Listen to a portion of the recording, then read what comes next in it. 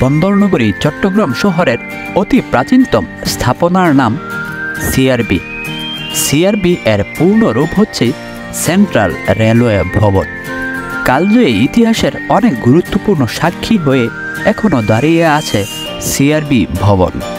নাগরিক জীবনের কোলাহল থেকে কিছুটা স্বস্তি, আরাম আর মানসিক প্রশান্তির খোঁজে সময় পেলে মানুষ জমায়েত হয় এই সিআরবি শান্ত নিরিবিলি পরিবেশে। পুরো এলাকায় দৃষ্টিনন্দন আঁকাবাঁকা সর্পিল রাস্তা, উঁচু নিচু সবুজ পাহাড় টিলা, বনবনানী ছায়া সুনিবিড় এই বিরাট এলাকাটি অঘোষিত ভ্রমণের জায়গা হিসেবে যুগ যুগ ধরে চট্টগ্রামের মানুষদের দিয়ে আসছে বিনোদনের অসাধন। 1862 সালে তৎকালীন ব্রিটিশ সরকার তদানীন্তন পূর্ববঙ্গের দর্শনা থেকে জাগতি পর্যন্ত 53.10 কিলোমিটার ব্রডগেজ রেলপথ স্থাপনের মাধ্যমে এতদাঞ্চল রেলপথের গোড়াপত্তন করে 1891 সালে সরকার নিয়ন্ত্রণে চলে আসে। 1892 সালে গেজেট মূলে ফেনী থেকে রেলওয়ে চট্টগ্রামের বটতলী পর্যন্ত সম্প্রসারিত হয়।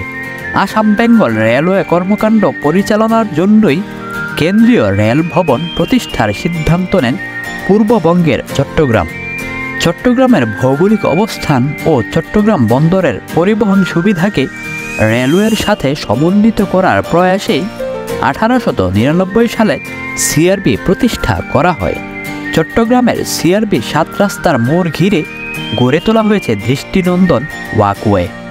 পাহাড় ঘেরা মনোরম পরিবেশে নির্মাণ করা হয়েছে শিরিষতলা সহ বেশ কিছু নান্দনিক স্থাপনা।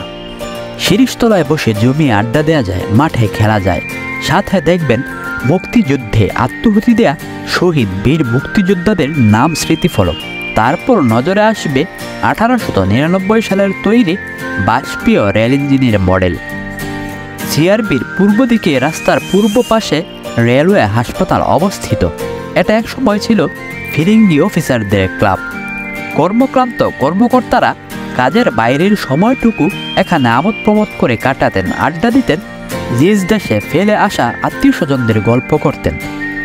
গত কয়েক বছর ধরে সিআরবি পাহাড়ি জনপদের এক গুরুত্বপূর্ণ স্থাপনার আশপাশ ও পাহাড়ের তলদেশে বাঙালির সর্ববৃহৎ বৈশাখী উৎসব, বসন্ত উৎসব ও ঐতিহ্যবাহী শাহাবুদ্দিনের বলি খেলায় লক্ষাধিক লোকের জমায়েত ঘটে। বলা যেতে পারে বর্তমান সময়ে চট্টগ্রামে সাহিত্য সাংস্কৃতিক প্রাণকেন্দ্র এই সিআরবি। সারা বছর যাওয়ার উপযুক্ত সময়, কিন্তু বিকেলের টাইমে মানুষের ভিড় বেশি থাকে এবং পরিবেশটা খুব ভালো লাগবে। বিশেষ করে সরকারি বন্ধের দিনগুলিতে মানুষের আনাগোনা বেশি থাকে।